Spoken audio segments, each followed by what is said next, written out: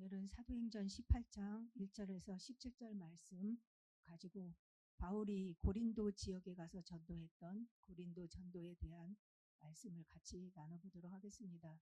먼저 본문을 같이 합독하겠습니다.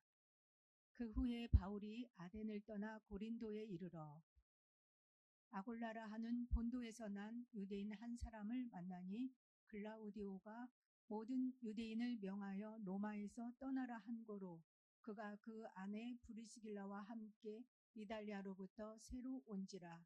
바울이 그들에게 감해 같음으로 함께 살며 일을 하니 그 생업은 천막을 만드는 것이더라. 안식일마다 바울이 회당에서 강론하고 유대인과 헬라인을 권면하니라. 실라와 디모데가 마게도니아로부터 내려오매 바울이 하나님의 말씀에 붙잡혀 유대인들에게 예수는 그리스도라 밝히 증언하니 그들이 대적하여 비방하거늘 바울이 옷을 털면서 이르되 너희 피가 너희 머리로 돌아갈 것이요 나는 깨끗하니라. 이후에는 이방인에게로 가리라 하고 거기서 옮겨 하나님을 경외하는 디도 유스도라 하는 사람의 집에 들어가니 그 집은 회당 옆이라. 또 회당장 그리스보가 온 집안과 더불어 주를 믿으며 수많은 고린도 사람도 듣고 믿어 세례를 받더라. 또 회당장 그리스보가 온 지방과 더불어 주를 믿으며 수많은 고린도 사람도 믿고 듣고 받더라. 밤에 주께서 환상 가운데 바울에게 말씀하시되 두려워하지 말며 침묵하지 말고 말하라. 내가 너와 함께 있음에 어떤 사람도 너를 대적하여 해롭게 할 자가 없을 것이니 이는 이 성중에 내 백성이 많음이라 하시더라. 1년 6개월을 머물며 그들 가운데서 하나님의 말씀을 가르치니라. 네, 오늘 여기까지만 하겠습니다. 11절까지만요. 오늘은 바울이 아덴 전도를 마치고 고린도로 가서 복음을 전한 내용을 살펴보는데 먼저 새로운 지역에 갔기 때문에 고린도 지역이 어떤 것인지 먼저 간단히 살펴보면 바울이 전도했던 이 고린도의 선교가 어떤 것인지 좀 이해하는 데 도움이 될 것 같아서 제가 서론에다가 간략하게 설명을 좀 써놨습니다. 그 내용을 중심으로 잠깐만 살펴보면 고린도는 아테네에서 얼만큼 거리냐면 남서쪽으로 약 80km 지점이래요. 지도를 보면 조금 더 자세히 알 수 있겠죠. 그러니까 80km 남서쪽으로 아래쪽으로 있고요. 그 다음에 이 고린도는 고대 헬라의 주요 상업도시였어요. 그리고 BC 146년 로마에 의해서 붕괴되었어요. 이 도시가 146년에. 근데 BC 46년에 다시 재건됐어요. 그러니까 몇 년의 차이가 있어요? 100년 정도는 좀 버려져 있었다는 것이죠. 그럼 100년이면 굉장히 오랜 시간 동안 좀 버려진 도시로 있었는데 율리어스 시저, 로마의 그 시저가 식민지로 다시 이 고린도를 점령하고 건설해서 발전을 시켰어요. 그래서 아가야 지방의 수도가 되었대요. 100년 동안 폐허로 있다가 다시금 로마가 이거를 다시금 발전시키고 건설하여서 새로운 도시가 됐다는 것이죠. 그래서 여기서 아가야 지방 수도가 되었다는데 지도에서 보면 윗지방 위에 쪽은 마게도냐 지역이라고 하거든요.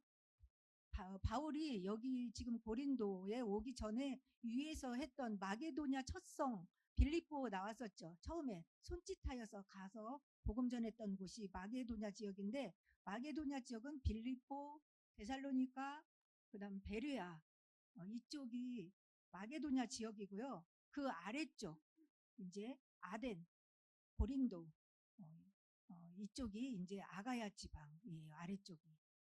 그래서 그 아랫지방의 수도로 되었었다는 거죠. 그래서 그때 당시인데도 인구는 약 65만에서 70만 정도 됐대요. 그러니까 굉장히 숫자가 많은 곳이고 번성했다라고 볼 수 있죠. 사람들이 많이 몰려들었다라는 것을 볼 수 있어요. 그래서 새롭게, 그러니까 요즘 말로 하면 신도시 하나 건설하면 어때요? 굉장히 사람들이 관심이 많고 그 신도시의 특징이 있잖아요. 그래서 그거를 따라서 아마 사람이 몰린 것 같아요. 근데 이 고린도는 바닷가 쪽이니까 해상무역이 발전한 곳이에요. 근데 해상무역이 발전했기 때문에 많은 배들이 드나들 때에 여기는 또 특징이 뭐냐면 다른 곳에서 신을 가지고 이제 들어오는 것이죠.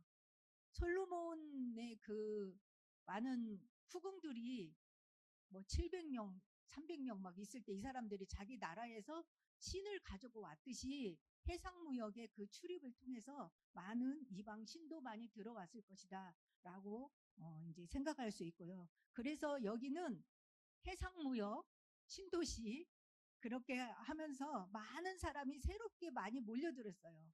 기회를 보면서. 그래서 여기는 음, 여신이 있었어요. 신전이 되게 많았다는 거죠.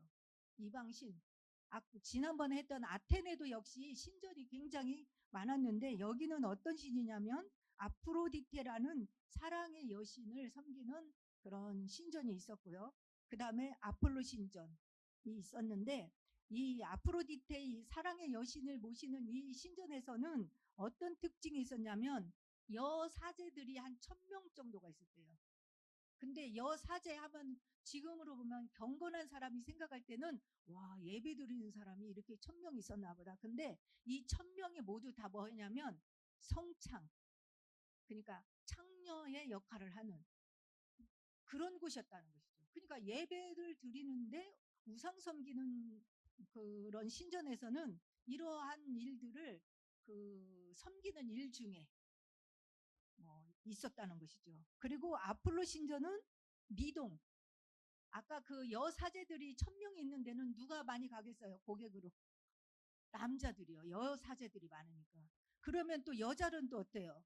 또 있어야 될 거 아니에요? 그래서 여자들의 그 성적인 것을 위해서는 아폴로 신전에서 남자를 데려다 놨잖아요. 미동들. 아름다운 어, 소년, 청년들을 갖다 놓고 그런 일들을 행했다는 것이요. 그러니까 이 도시는 해상 무역이 발달하니까 사람이 많이 모였고 경제가 또 활발하게 됐겠죠. 거기다가 성적으로 이 신전을 통해서 예배드린다 하지만 굉장히 성적으로 문란하고 타락한 도시였다라는 것을 알 수 있어요. 그래서 그때 당시에 고린도 사람 같다.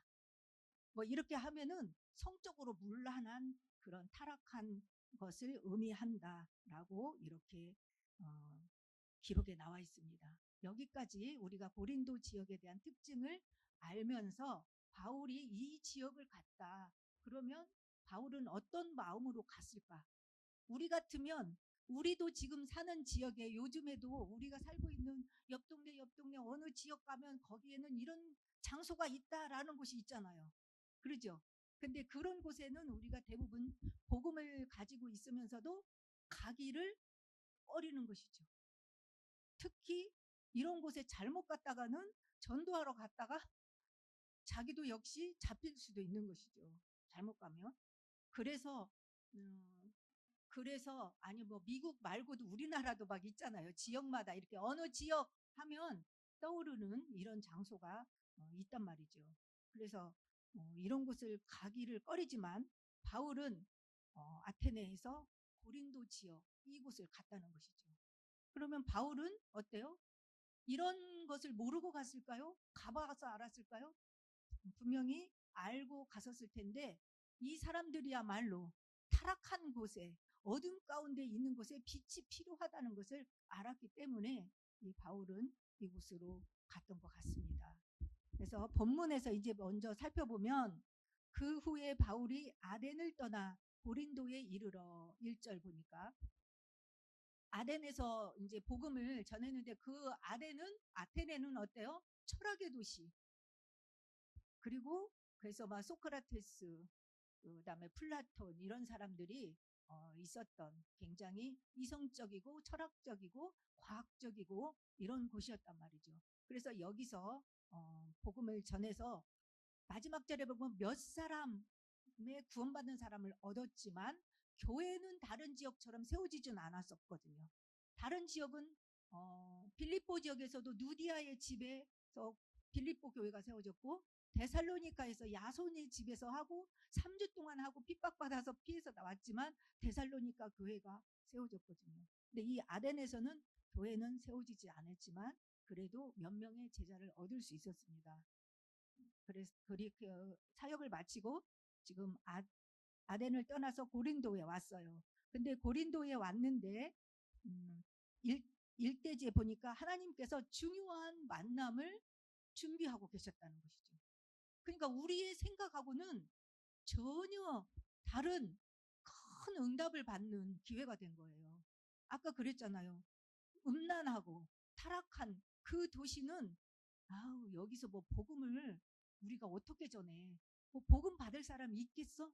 뭐 받을 사람이 있다 생각했어도 그 속에 평생의 동역자라고 하는 제자를 만날 거라는 기대는 별로 못했을 거 아니에요. 타락한 그 장소에 가서 평생의 내 동역자가 거기에 있었다. 진실한. 그런 걸 기대를 못했을 텐데 하나님은, 우리의 생각과 하나님의 생각은 하늘과 땅의 차이라는 것이죠.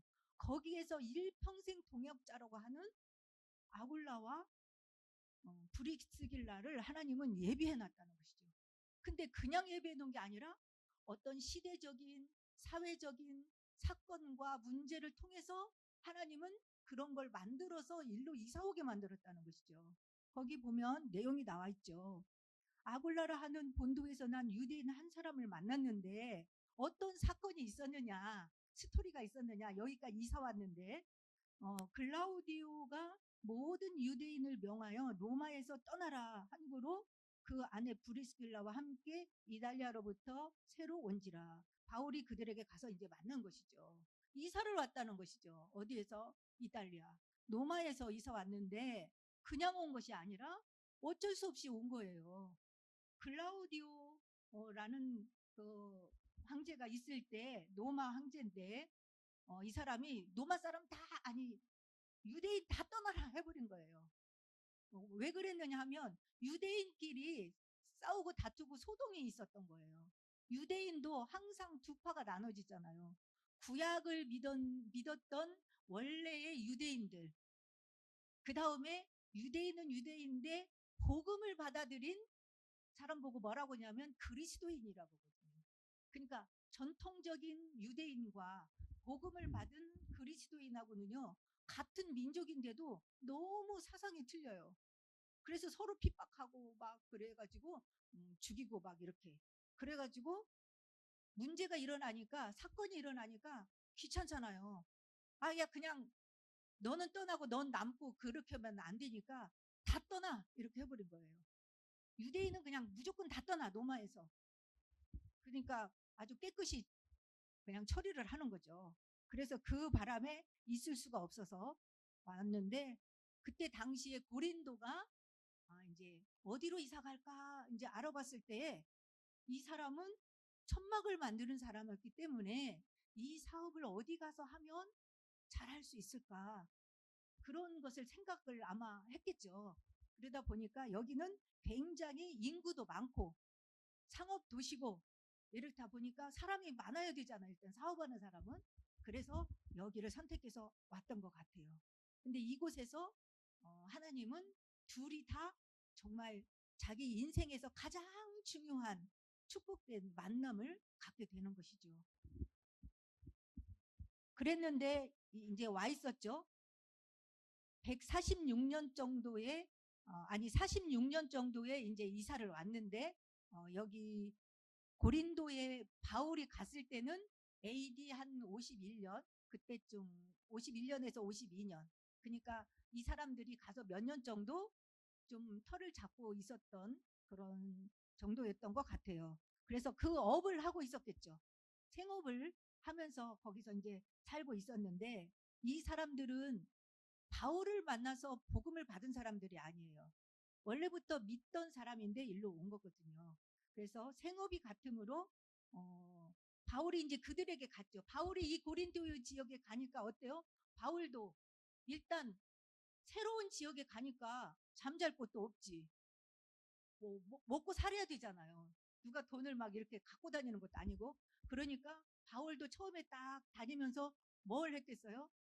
생업을 일단 어떻게 해결할 것인가를 찾아봤을 거 아니에요. 근데 바울이 뭐예요? 이 업이 같았다 그랬거든요. 천막을 만드는 일을 할 수 있는 거예요. 유대인들은 교육을 시킬 때, 자녀들을 교육을 시킬 때 어렸을 때부터 율법을 교육을 시켰거든요. 그래서 바울은 율법적으로 굉장히 그 가말리엘 문화에서 어렸을 때부터 복음을 굉장히 공부를 잘했던 바리새인 중에 바리새인 가말리엘 문화에서 내가 배웠다라고 했잖아요.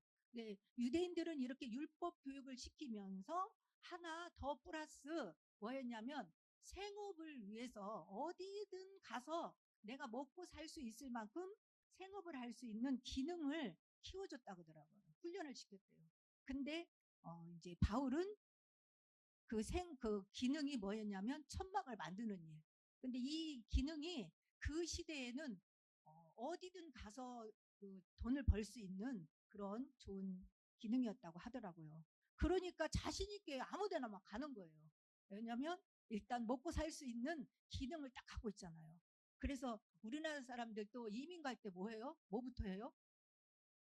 내 직업이 원래 뭐가 있지만 그거 가지고 거기 다른 나라에 가서 바로 돈을 벌어서 생업을 이어갈 수 없기 때문에 그 나라에 가서 살 수 있는 기능을 다 배우더라고요. 평상시 여기 한국에 살 때는 하지도 않았던 걸 많이 기술을 익혀가지고 가서 이제 일단 생업이 돼야 그 다음에 자녀들 뭐 교육도 시키고 살 수 있으니까. 그래서 바울은 이것이 준비돼 있었고요. 바울뿐만이 아니고 유대인 자체가 이렇게 자녀들을 교육을 시켜서 어디든 가서 생업을 가지고 살면서 터를 잡고 그 다음에는 뭘 해요? 율법.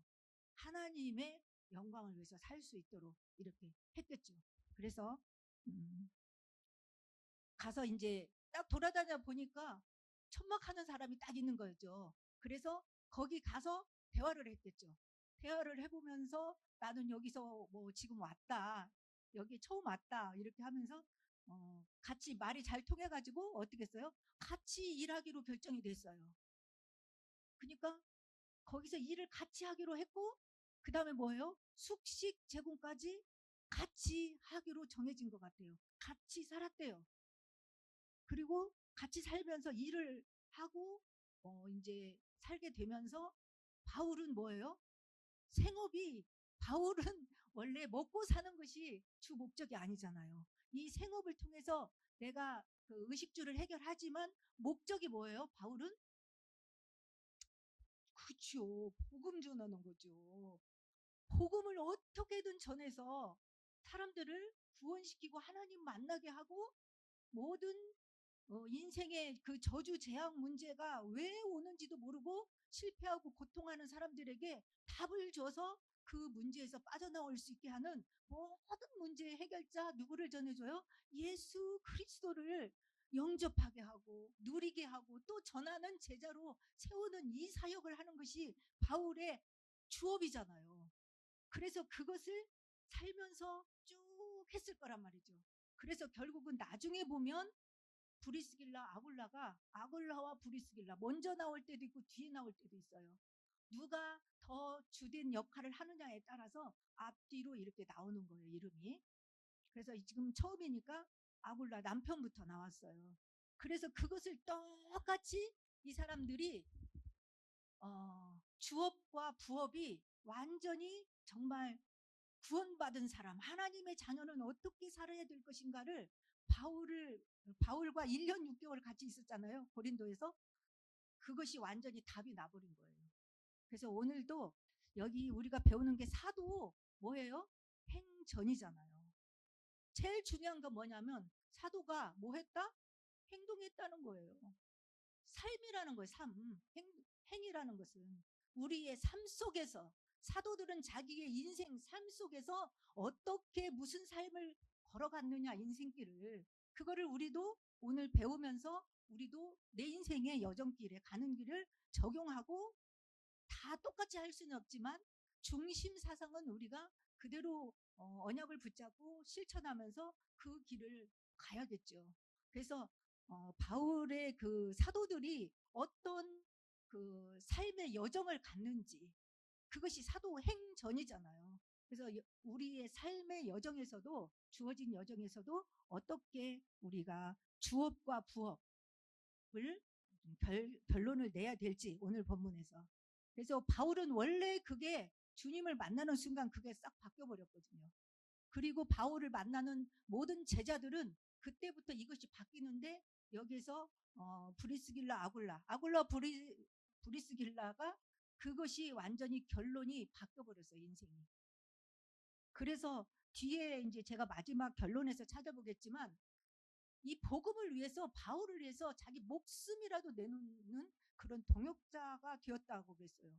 그러면 뭐 바울이 자기 집에서 일하는 종업원이잖아요. 요즘 말로 하자면 직원이잖아요. 직원을 위해서 주인이 뭐 목숨 내놓을 게 뭐 있어요. 그런데 같이 예배드리고 1년 6개월 동안 은혜를 나누는 가운데 뭐가 바뀌었어요? 그것이 결론이 난 거예요. 하나님의 자녀는, 복음 받은 사람은 어떻게 살아야 되는가, 무엇을 위해서 살아야 될 것인지, 그것이 딱 결론이 나버린 거예요. 그러니까 생명을 던질 수도 있고요. 그 다음에 가는 곳마다 같이 따라가면서 동역을 평생 동안 했던 거거든요. 그래서 우리도 복음을 들으면 들을수록 복음 속에는 전도와 선교가 동전 앞뒷면처럼 같이 들어있는 거거든요. 복음은 나에게 필요한 것이에요. 그 다음에 복음 받은 사람은 어때요? 다른 나와 똑같은 사람, 내가 복음을 몰랐을 때 어떻게 내 인생이 어떤 삶이었는가를 안다면, 지금 복음 몰라서 과거의 나의 인생처럼 살고 있는 사람에게 이 복음은 정말 필요하다라는 것. 하나님이 그것 때문에 나를 부르지 않고 이 땅에 놔뒀다라는 것. 그 인생의 삶의 목적과 방향, 목표를 알고 우리도 이렇게 복음을 누리며 복음을 증거하는 생업이 있으면서도, 이 생업은 복음 증거하는 주업을 위한 삶이어야 된다라는 것을 오늘 답을 내고 결론을 내시면, 하나님은 뭐예요?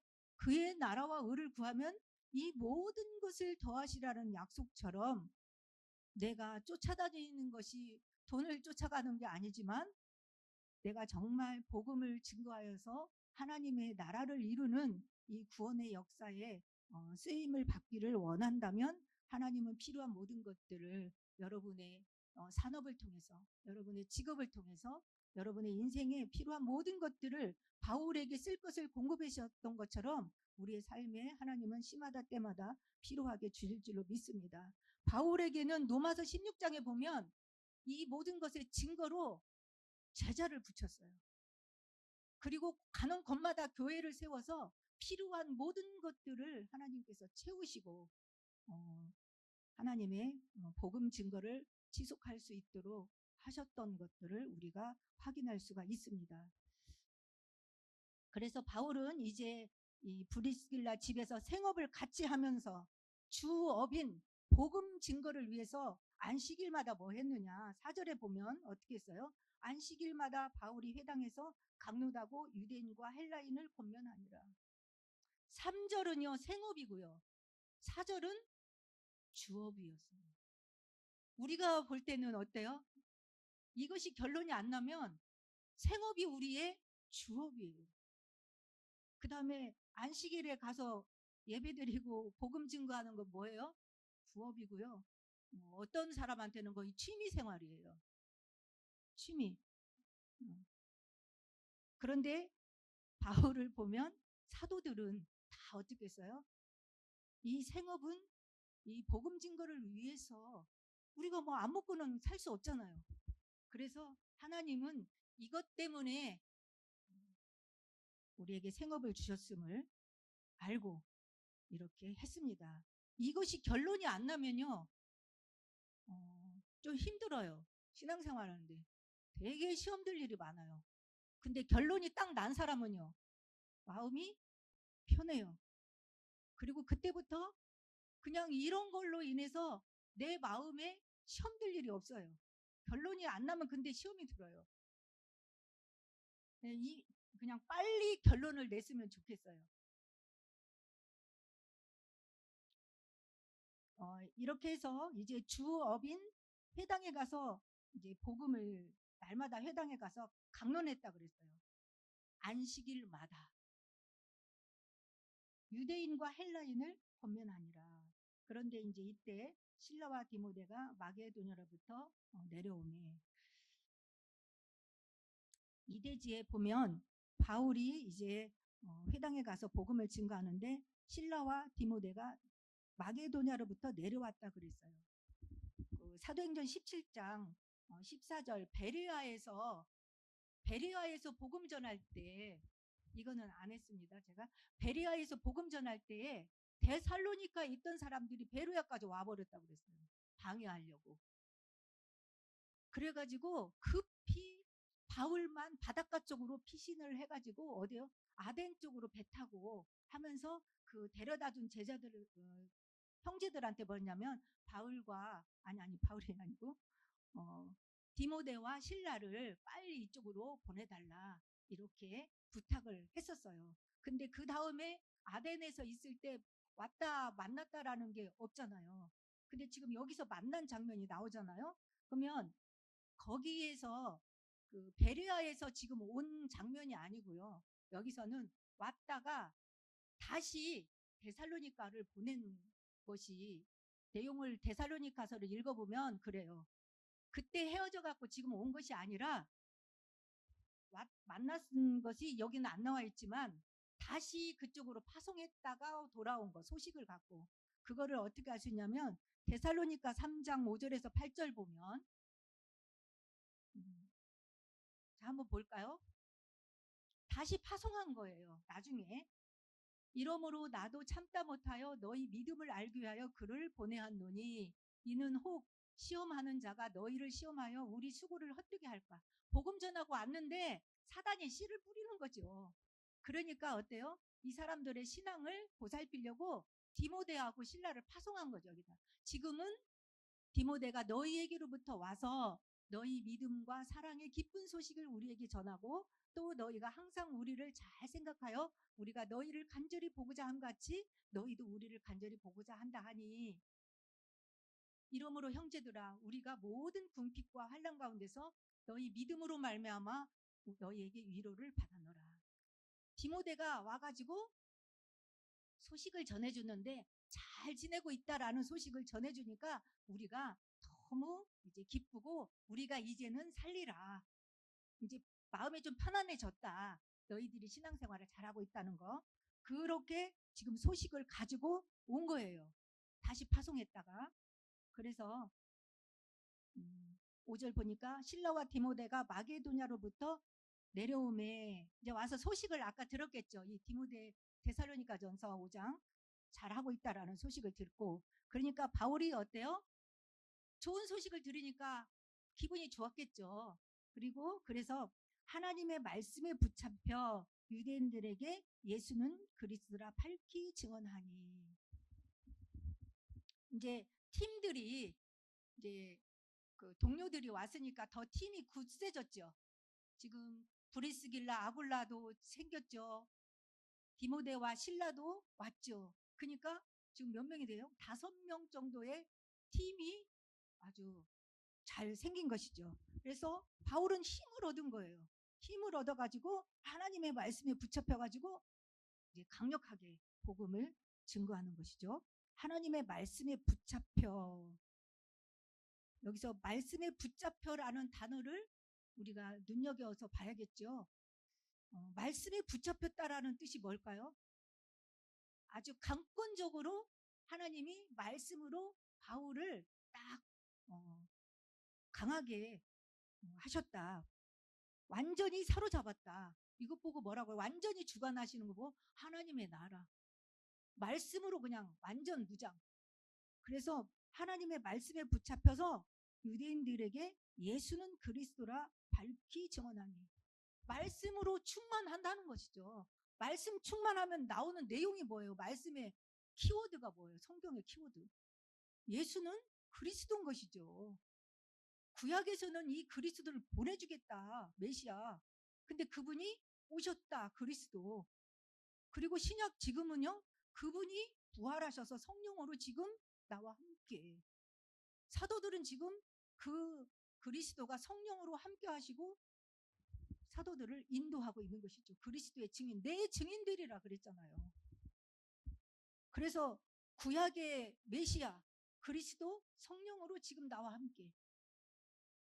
예수는 그리스도라. 그리스도라는 단어가 그 성경의 핵심이죠. 구원받을 것이다. 구원자는 이 예수밖에 없다라는 것이죠. 죄에서 구원받고 사단의 손에서 인생 문제 해결하는 것, 하나님 만나야 된다라는 것이죠. 하나님 만나는 길은 예수님밖에 없잖아요. 근데 그 예수님이 다 오셔서 육신으로 오셔서 끝내시고 사망 권세를 이기시고 부활하셨는데 그분이 지금 믿으면 내 안에 성령으로 계신다라는 거예요. 그게 인생이라는 것이죠. 그게 인간이죠. 하나님과 함께 사는 것. 성령으로 내 안에 내주. 그게 하나님의 형상을 회복하는 것이고 예수가 내 안에 있는 것이 하나님의 생명을 가진 자죠. 하나님과 소통할 수 있죠. 그래서 예수는 그리스도라는 이 근본적인 복음을 바울은 늘 복음의 핵심으로 밝히 증거했죠. 그랬는데 복음을 증거했는데 받아들인 사람, 안 받아들인 사람이 있는 것이죠. 그래서 복음을 전했는데 대적하고 비방했대요.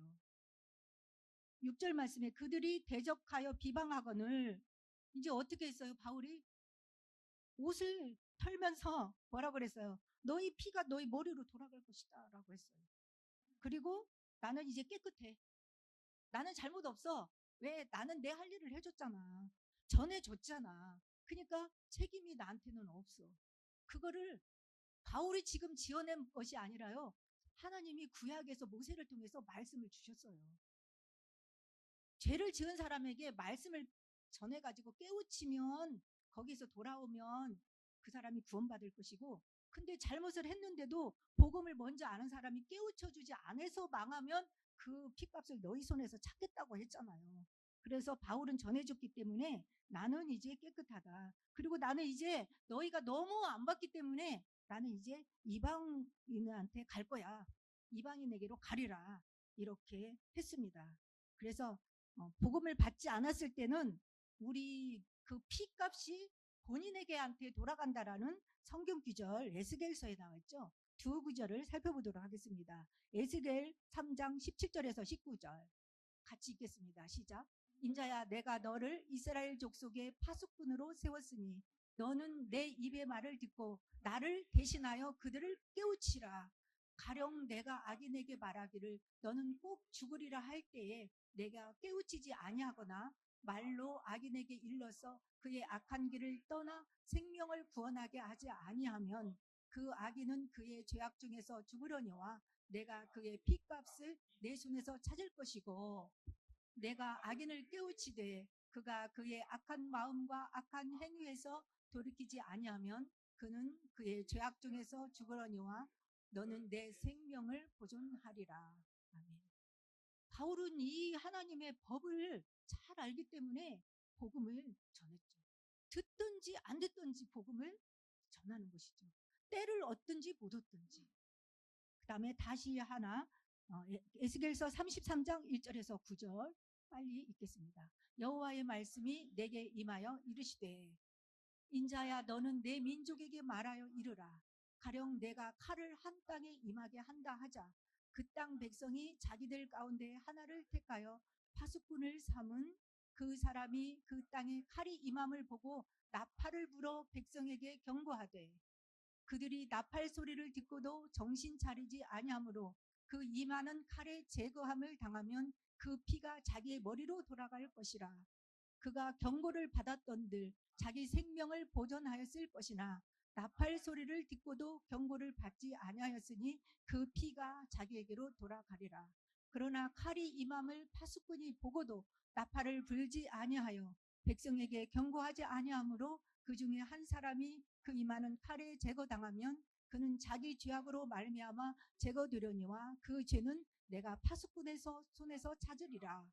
인자야, 내가 너를 이스라엘 족속의 파수꾼으로 삼음이 이와 같으니라. 그런즉 너는 내 입의 말을 듣고 나를 대신하여 그들에게 경고할지어다. 가령 내가 악인에게 이르기를 악인아 너는 반드시 죽으라 하였다 하자. 내가 그 악인에게 말로 경고하여 그의 길에서 떠나게 하지 아니하면 그 악인은 자기 죄악으로 말미암아 죽으려니와 내가 그의 피를 내 손에서 찾으리라. 그러나 너는 악인에게 경고하여 돌이켜 그 길에서 떠나라 하되 그가 돌이켜 그의 길에서 떠나지 아니하면 그는 자기 죄악으로 말미암아 죽으려니와 너는 내 생명을 보존하리라. 아멘. 같은 내용이죠. 같은 내용이 예수님이 오셔서 가지고도 제자들을 파송했을 때에도 똑같은 내용의 말씀을 구약과 똑같은 말씀을 하셨어요. 마태복음 10장 14절, 누가복음 10장 10절에서 11절에 보면 가서 복음을 전하는데 너희를 영접하지도 않고 네 말을 듣지도 않으면 그 성과 집에서 나와가지고 네 발에서 먼지를 털어버려라. 나중에 심판하는 날에 소돔과 고모라가 그 사람들보다 그 지역보다 견디기 쉬우리라. 그러니까 엄청난 심판의 대가를 받는다라는 것이죠. 그러나 우리는 우리가 이 사람들을 깨우칠 수 있는 파수꾼으로 하나님을 대신하여 우리를 세웠기 때문에 파수꾼의 역할을 감당해야겠죠. 몰라서 망하는 일이 없도록 우리를 통해서 이 사람들을 깨우쳐야 된다라는 것이죠. 근데 말을 듣고 돌아오면 구원받을 것이고 전해줬는데도 이 사람이 돌아오지 않고 죽으면 피값은 그 머리로 돌아간다는 것이죠. 바울이 그 내용을 지금 하면서 나는 이제 이후로는 이방인에도 갈 것이다 라고 지금 하고 있습니다. 그리고 이제 3대지에 거기서 안 받았기 때문에 안 받으면 이제 옮기는 거거든요. 촛대를 옮기는 거 있죠. 하나님도. 거기서 옮겨 하나님을 경외하는 디도 유스도라 하는 사람의 집에 이제 들어갔어요. 근데 그 집은 특징이 뭐예요? 회당 옆집이었어요. 누구에게 갔어요? 수식어가 붙었어요. 뭐 하는 그리스도 뭐예요? 디도 유스도예요. 하나님을 경외하는. 하나님을 경외하니까 당연히 내 집에 와서 유하세요. 누디아처럼 그렇게 자기 집에 와서 같이 말씀 운동하도록 이렇게 했겠죠. 그 집에 들어갔는데 이제 그 뒤에 쓸 말이 있기 때문에 해당 옆집이라고 했어요. 거기에서 계속해서 예배를 드리고 양육을 받았겠죠. 그런데 해당 옆집에 있는 회당장이 복음을 받는 일이 생겼어요. 회당장 그리스보가 온 집과 더불어 주님을 믿고 그 다음에 또 어때요? 회당장만 복음을 받은 거 아니라 뭐 했어요? 8절에 보니까 고린도 사람도 수많은 고린도 사람도 듣고 믿어 세례를 받더라. 한 사람이 복음 받고 경유하는 사람이 그 집에서 이제 바울 복음 전가하는 이 전도자를 모시고 같이 은혜를 나누니까 어때요? 하나님이 그곳에다가 계속 복음 받을 사람을 붙이고 구원의 역사를 그 경유하는 사람들을 통해서 제자들을 통해서 하나님은 지금 그 지역에 구원받을 일을 하고 계시는 것이죠. 그래서 온 집과 더불어 구원을 받고 세례를 받게 되었습니다. 근데 제가 거기다가 고린도전서 1장 14절에 15절 써놨는데 이 그리스도보와 가이오에게만 세례를 베풀었자는 것이 고린도전서 1장에 나와요. 회당장 좀 직책이 좀 있는 사람이 와서 그랬는지 중요한 인물이어서 그런지 바울이 직접 세례를 베풀었어요. 세례를 베푸는 일이 별로 없었던 것 같아요. 한번 읽어볼까요? 빨리. 나는 그리스도와 가이오 이외에는 너희 중 아무에게도 내가 세례를 베풀지 아니한 것을 감사한다. 여기 했고 이는 아무도 나의 이름으로 세례를 받았다 말하지 못하게 하랍니다. 나는 바울에게 받았어. 나는 아볼로파야. 나는 베드로파야. 뭐 이런 게 있었던 것 같아요. 그래서 그런 말을 못하게 해서 일부러 안 줬던 것 같아요. 근데 이 사람들은 줬다. 그리고 16절에 보면 한 사람이 더 있어요.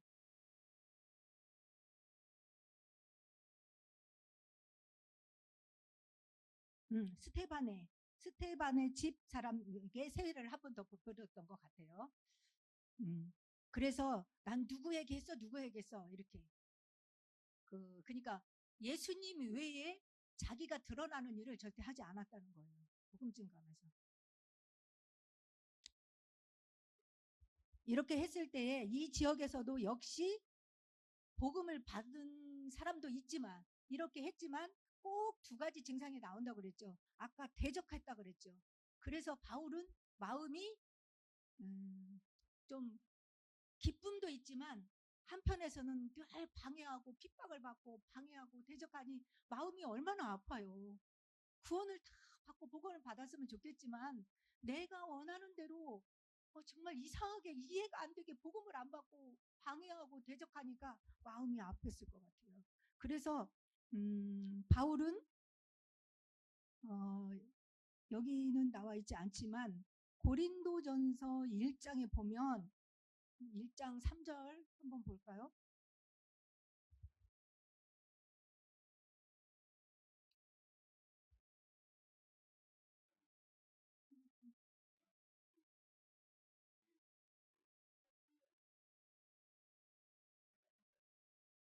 아, 2장인가?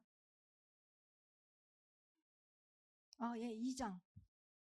2장 1절에서 3절 한번 읽어볼까요? 시작. 형제들아, 내가 너희에게 나아가 하나님의 증거를 전할 때에 말과 지혜의 아름다운 것으로 하였나니 내가 너희 중에서 예수 그리스도와 그가 십자가에 못 박힌 것 외에는 아무것도 알지 아니하기로 작정하였습니다. 내가 너희 가운데 거할 때에 약하고 두려워하고 심히 떨었노라. 내 전도함이 설득력 있는 지혜의 말로 하지 아니하고 다만 성령의 나타남과 능력으로 하여 너희 믿음이 사람의 지혜에 있지 아니하고 다만 하나님의 능력에 있게 하려 하니. 바울의 중심은 어떻게든지 자기의 어떤 걸로 하려고 하지 않았다는 거죠. 성령의 능력과 나타남 능력으로 하려고 했고요. 근데 바울의 그 마음은 어땠다고요? 난 약하고 너희 가운데 거할 때 고린도에 있을 때에 나는 약하고 두려워하고 심히 떨었노라. 그러니까 그거를 주님이 아세요. 아시고 지금 오늘 본문에서 뭐라고 그랬어요? 거기 몇 절이죠? 9절, 18장 9절에 밤에 주께서 환상 중에 바울에게 나타나서 뭐라고 그랬어요? 두려워하지 말며 침묵하지 말라.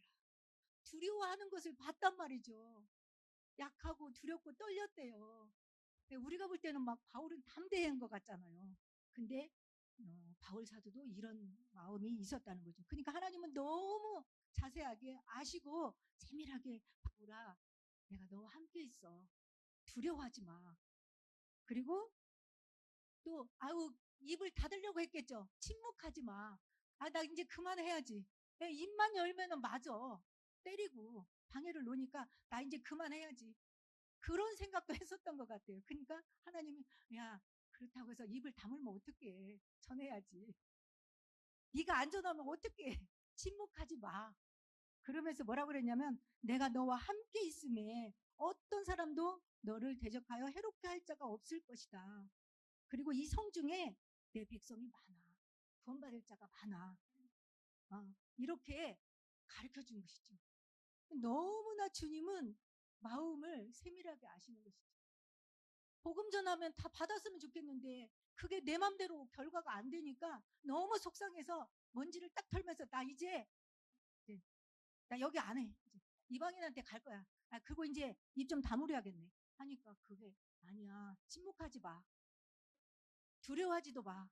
너 해야 할 자 내가 없도록 내가 너와 함께 있잖아. 그리고 이 성 중에 구원받을 자가 많이 있어. 계속해. 지금 하던 대로. 이렇게 하나님이 가르쳐 줬어요. 그래서 18장 그 다음에 뭐라고 나와 있어요? 1년 6개월을 머물며 그들 가운데서 하나님의 말씀을 가르치니라. 1년 6개월이라는 것은 지금까지 사역 중에서 가장 긴 시간이었어요. 근데 이 도시의 특징 아시죠? 다른 사람 같으면 여기에서 뭐예요? 조금만 하고 했어요 주님. 저 딴 데로 가요. 좀 편안한 곳, 제자가 있을 만한 곳으로 갔겠죠. 근데 여기에서 1년 6개월 동안 머물면서 말씀을 가르쳤어요. 뭘 믿고 했을까요? 이 성 중에 내 백성이 많다라는 것을 붙잡고 이렇게 복음운동을 했습니다. 네, 우리가 생각할 때는 이곳에는 제자가 없을 것 같았지만 평생의 동역자를 만났죠.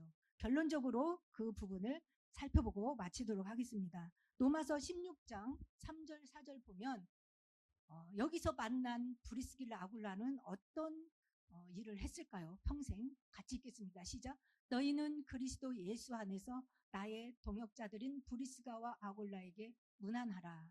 그들은 내 목숨을 위하여 자기들의 목까지도 내놓았나니 나뿐 아니라 이방인의 모든 교회도 그들에게 감사하리라. 바울에게만 목을 내놓은 게 아니라 누구요? 이방인의 모든. 바울이 이방인 사역을 하잖아요. 가는 곳곳마다 말씀하는 모든 곳곳에 지금 브리스길라 아굴라는 동역을 했다라는 증거거든요. 다 감사한다는 것이죠. 감사할 정도로 이 사람들은 어떤 역할을, 동역자 역할을 했다는 것이죠. 그래서 고린도전서 16장 19절 보겠습니다. 아시아의 교회들이 너희에게 문안하고 아굴라와 브리스가와 그 집에 있는 교회가 주 안에서 너희에게 간절히 문안하고. 아굴라와 브리스가의 집이 그냥 집이 아니고 교회가 된 것이죠. 이 사람 자신이 교회가 됐기 때문에 교회가 있는 그 가정이 그냥 밥만 먹는 곳이 아니라 교회의 역할을 해서 지역, 민족, 세계 복음화를 할 수 있는 그런 센터가 되었다는 거죠. 고린도 교회의 센터가 된 것이죠. 누디아의 집이 뭐가 됐어요? 필리포 교회의 시작이 됐고요. 야손의 집은 데살로니가 교회가 됐고요. 이렇게 아굴라와 브리스가의 집이 고린도 교회가 되는 이런 센터가 되었습니다. 이렇게 쓰임받을 수 있는 교회가 세워졌습니다. 그래서 바울은 이 모든 일을 통틀어서 고린도전서 15장 마지막 장에서 뭐라고 표현을 하는지 우리가 이 말씀을 들으면서 마치도록 하겠습니다.